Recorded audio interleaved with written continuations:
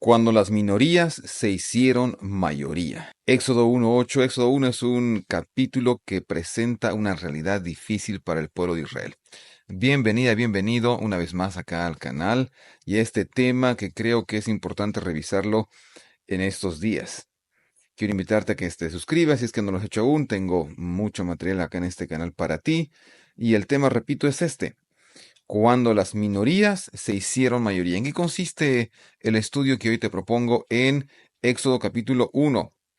Y el capítulo 1, los primeros versículos, muestran cómo Jacob llegó apenas con 70 integrantes de su familia a Egipto. Apenas 70. Y voy a leer para ti en la parte izquierda eso. Mira, aquí está. Verso 5. Todas las personas de la descendencia de Jacob fueron 70. José ya estaba en Egipto. Y del número 70 llegaron los israelitas, no se sabe en cuánto tiempo, en cuántas generaciones, pero se hicieron miles y miles y miles. Lo que en un principio era la gran ayuda para Egipto, José, su familia que salvó de la hambruna a toda la nación egipcia, con el tiempo esta minoría se convierte aparentemente en una amenaza. Tú ya escuchaste eso. ¿Y qué dice el versículo 7? Mira, voy a agrandar un poco más acá la letra y dice así: pero los hijos de Israel fructificaron y se multiplicaron, llegaron a ser numerosos y fuertes en extremo y se llenó de ellos la tierra. ¿Qué significa eso de que eran o se hicieron fuertes en extremo? ¿En qué medida? Los israelitas vivieron en la nación egipcia y ahí tenemos una pirámide, tenemos algunas excavaciones que se hicieron a través de los años de Egipto. A lo mejor por lo que describe el capítulo 1 de Éxodo, los israelitas fueron los que hicieron parte de estas famosas pirámides egipcias. Mucho trabajo forzado.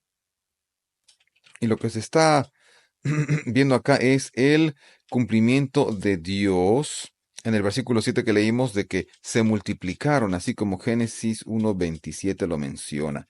Pero acá, la razón de que los israelitas se conviertan en esclavos egipcios, mira, es el miedo a lo que no se puede controlar. Ese miedo lleva a los egipcios a doblegar a los israelitas a través de trabajos forzados y crueldad. Dice que el versículo 8, entre tanto, se levantó sobre Egipto un nuevo rey que no conocía a José y dijo a su pueblo lo siguiente. Pero antes de eso, ¿qué significa que no conocía? Que simplemente no le dio el crédito necesario a José, que, repito, libró a los egipcios de la hambruna porque él interpretó los sueños del faraón de su tiempo. Muy bien, versículo 9. Se repite esto, ¿no? Mirad, le dice la gente, el pueblo de los hijos de Israel es más numeroso y fuerte que nosotros. Yo busqué la palabra fuerte en el original, en el hebreo, y la palabra es atzum.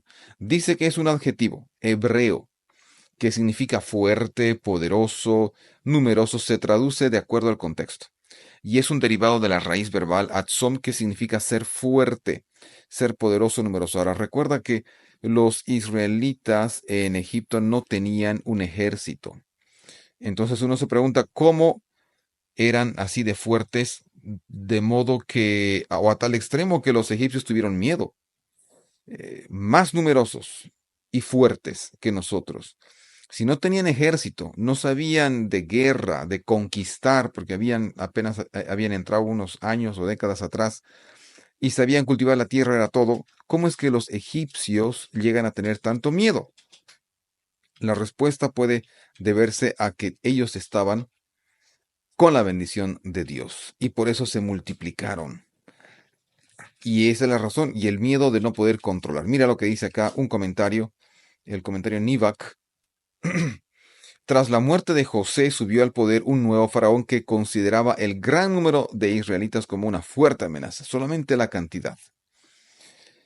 Una fuerte amenaza para la seguridad nacional en caso que hubiese guerra, dice, ¿no? Y colocó sobre ellos a unos opresores, amos esclavistas para evitar revueltas.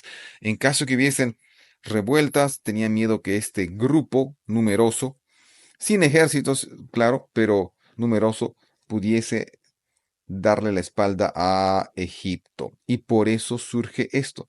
Las opresiones, las crueldades surgen a raíz del miedo. Y en vez de conversar, en vez de dialogar y hacer alianzas, estos egipcios simplemente quieren oprimir a los israelitas. El versículo 9, ya lo vimos, el 10, ¿qué dice? Ahora pues, seamos sabios, dijeron los egipcios, ¿ah? Para que no se multiplique y acontezca que en caso de guerra él también se una a nuestros enemigos para pelear y se vayan. Entonces pusieron, el versículo 11 dice, pusieron qué cosa, sobre ellos comisarios y edificaron las ciudades de almacenaje, Pitón, Ramsés. El versículo 12 dice, pero cuanto más los oprimían, tanto más se multiplicaban y crecían. Nuevamente acá el mandamiento, ¿no? Que Dios los bendijo y les pidió que se multipliquen. De manera que los egipcios temían a los israelitas. Y este comentario a la derecha dice lo siguiente. Esta historia que comienza en el capítulo 1 se hace más grande y llega a un clímax con las 10 plagas que caen sobre Egipto a través del profeta Moisés. Hasta que finalmente el faraón, del que no se da el nombre, deja salir a los israelitas a adorar a Dios, al monte Sinaí. No es una lucha entre faraón y los israelitas, como pareciera ser, ¿no? Porque los israelitas no tienen ni siquiera un ejército. No es una lucha entre faraón y Moisés. Moisés es cierto, es el representante de Dios, de Adonai, el Señor.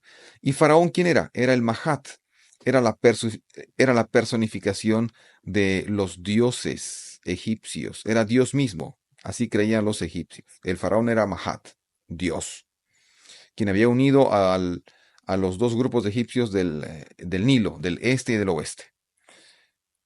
Esto es una lucha entre Faraón y Dios, el Señor. Y eso lo demuestra Faraón y también Dios. Faraón es el personaje aquí en Éxodo, como ningún otro, creo que niega totalmente la autoridad, la existencia de Dios. Dice más de una vez, ¿quién es Dios? ¿No? ¿Quién es Dios? ¿Quién es Dios para que yo los deje ir? No, se me quedan. ¿Quién es Dios?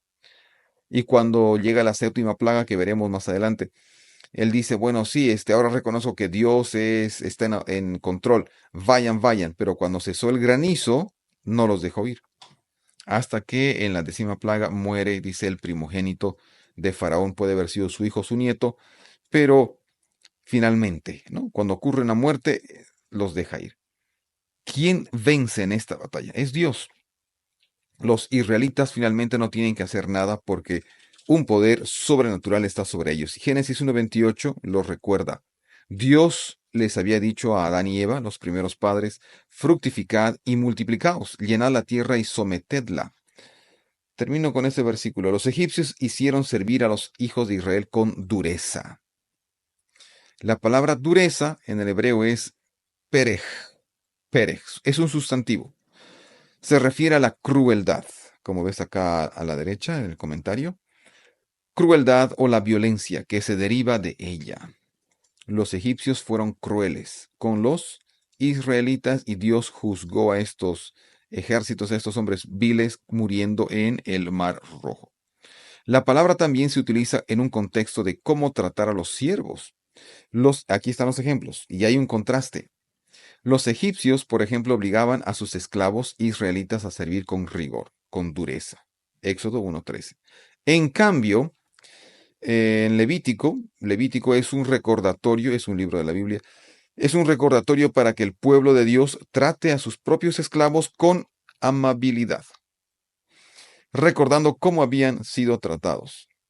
Eran esclavos, fueron esclavos los israelitas, no vivieron una experiencia buena, así que ellos debían tratar con bondad a los esclavos, no con dureza.